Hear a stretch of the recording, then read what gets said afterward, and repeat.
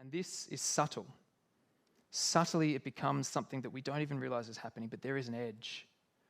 Because in that church, there is little space for grace, because you don't need the cross. There is little space for generosity or forgiveness, because I've worked for this. I've established my domain. There's little space for the outsider too, because they're going to disrupt things. The other that's hard. There's little time for anything that may put pressure on me or my family or threaten my own well-being, any sort of suffering. And so the calls that Christ makes upon our life just don't really make a lot of sense at that point. That's going to be shameful and painful, and we will start to have division. But there is a third way.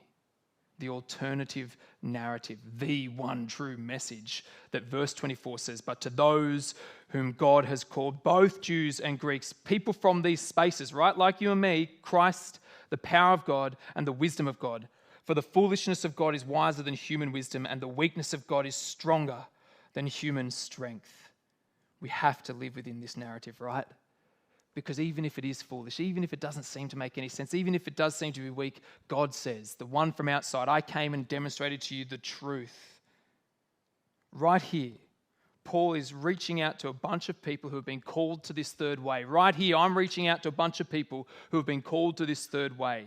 In Corinth, in Christ, in community, saying, come on, let's shape our lives around this gospel truth. Let's embody this gospel. And that is so countercultural, isn't it?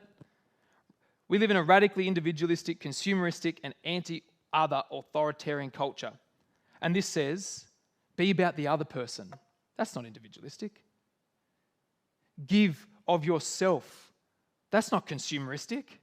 Hand over all authority to the one who is outside of this and trust him that he's revealed the truth to you.